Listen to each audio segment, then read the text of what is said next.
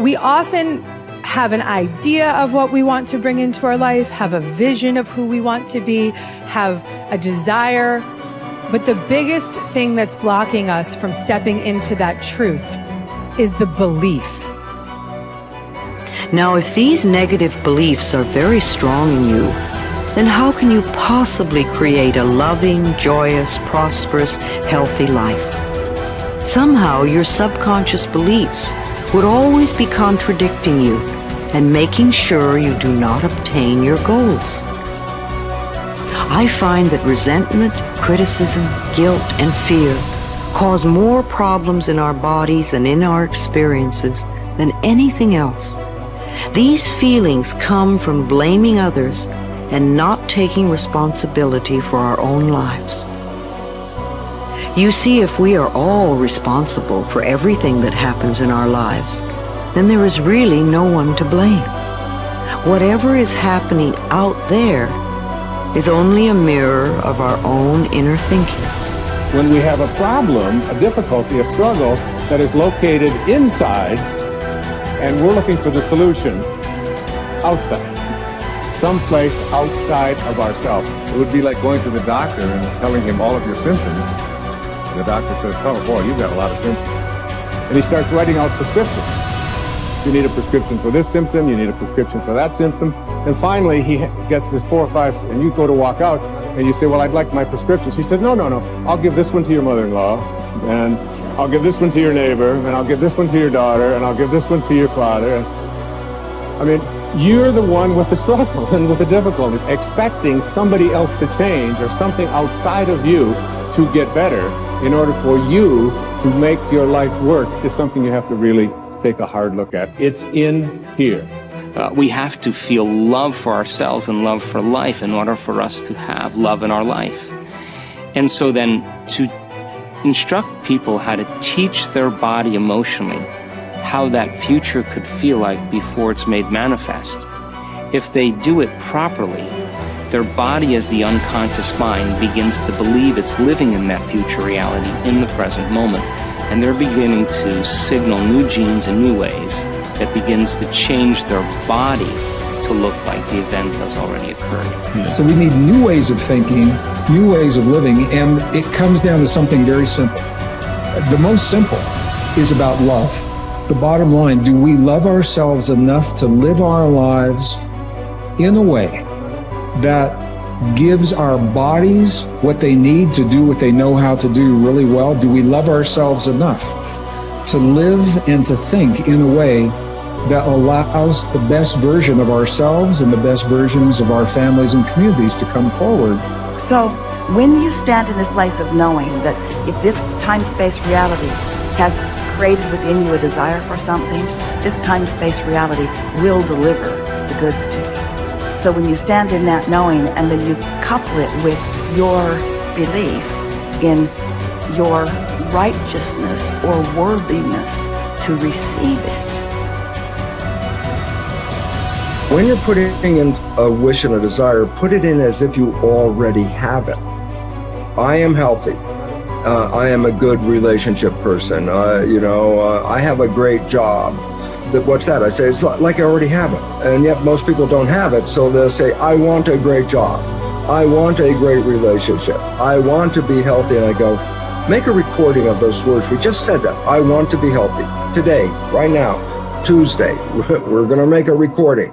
I say, now come back in 1 year and let's push the button on that recording. And we come back a year later and it says, I want to be healthy. I go, it's a whole year and you still want to be healthy? Still don't have it, right? You didn't say I am healthy. All you're emphasizing, I have a desire to be healthy. I want to be healthy. I have a desire to be healthy. I go, you can have that desire the rest of your life. You're not going to get healthy. You want to be healthy, you say, I am healthy. But then you look and say, yeah, but in reality, I'm sick. And I go, no. The function of the mind is to take the program and turn it into reality. So if I am sick, but I put a program in, I am healthy, the mind looks, like, well, wait a second, the program is I am healthy, but the body is not healthy, so what's the function of the mind? Create health in the body. It doesn't change the program, it changes the body. And so the idea is this, Every time we put a program in, it has to be as if you already have it, in spite of the fact you could be dying of cancer. I go, I am healthy. It sounds kind of weird. And I go, don't worry about it. Just put it on I am healthy, because once it is a program, the function of the mind is to manifest it as reality. Mm-hmm. That's the part. And so my little caveat, you brought it up, I'm emphasizing it, and that was simply this, that whatever you're downloading, you have to say it as if you already have it. Because if you put a future tense on it, I will, I want, I say, if you record that, that means you will always want to have it. I will do this. You won't get there. So I just wanted to bring that in, because if we're making a program, then you must make sure it says as if you already have it, in spite of the fact you don't. Top people look for the good in every situation. They know that it is always there.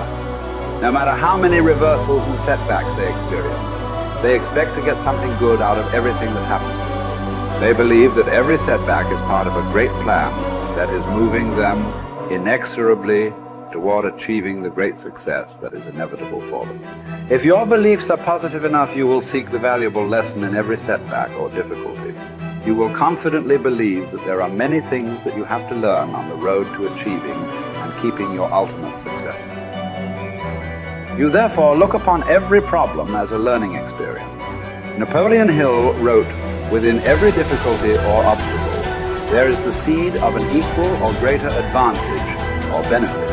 With this kind of an attitude, you benefit from everything that happens to you, positive or negative, as you move upward and onward toward achieving your major definite purpose.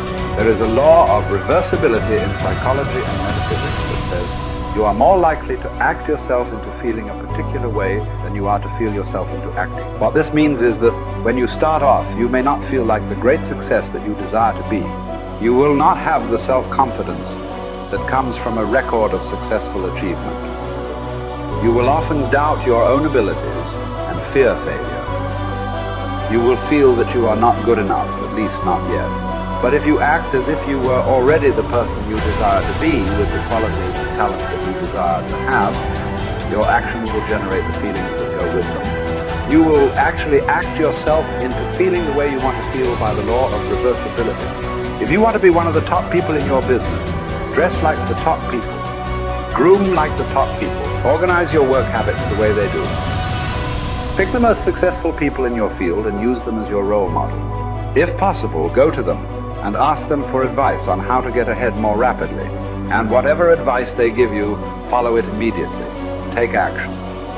When you start to walk, talk, dress, and behave like the top people, you soon begin to feel like the top people. You will treat other people like the top people do. You will work the way the top people work. You will start to get the results that the top people get. In no time at all, you will be one of the top people yourself. It may be trite to say fake it until you make it, but there is a lot of truth to it. Your main job in life is to create the mental equivalent within yourself of what you want to realize and enjoy in your outer world. Your focus must be on creating the beliefs within yourself that are consistent with the great success you want to be in your outer world. You achieve this by challenging your self-limiting beliefs, rejecting them, and then acting as if they did not exist. You reinforce the development of new life, enhancing beliefs by increasing your knowledge and skills in your field to the point where you feel equal to any demand or challenge. You accelerate the development of new, positive beliefs by setting bigger and more exciting goals in every area. Finally, you act continually as if you were already the person that you desire to be. Your aim is to reprogram your subconscious mind for success by creating the mental equivalent in everything you do or say. Momentum develops the mindset. Momentum conditions the mind to confidence. Like just moving forward every day, even at small things. If you just said, every day I'm gonna do 3 things to move my life forward, and you just did those 3 things every single day. Today I'm gonna do these 3 things to move my life forward. It could be sending an email, calling somebody, having that prospect meeting. It could be as simple as like, oh, okay, I'm gonna work towards this goal. I'm gonna finish this presentation. I'm gonna create this thing. Whatever it is for you, like do that thing. Maybe it's like, oh, today I'm gonna work out today. Great, you worked out. Your mind goes, I said I was gonna work out, I worked out. I developed more confidence because you were congruent with your intentions. See, action is what makes us congruent with our intentions, right? That old thing you've heard me say, if you've been studying my work for a long time, intention without initiative is just sorry hopes. It really is. Intention without initiative is just sorry hope. You have to apply yourself again. And I know you already know this. Listen, a lot of people watching this, you're already a confident person. Okay, what's the next level of action that will raise you up to the next level of success? What's the next level of action and bold decision making that will change your life? I know you might already be a confident person, so what's your next level of action? Well, Brendan, I already feel confident going up and talking to a person. Great, now go up and talk to 4 people. Good job. Okay, well, Brendan, I already feel good, trying to put out this message. Great, do it again, be more vulnerable. Oh, Brendan, I already feel good, I started the business, I built this. Great, double the business, let's see you do it. So when you challenge yourself to take actions that are a little bit outside your pay grade, a little bit outside your comfort zone, and you actually follow through, congruence comes in and you go, I set that intention, it was hard, I took the challenge, and I made it happen. That's it. That's really, truly it.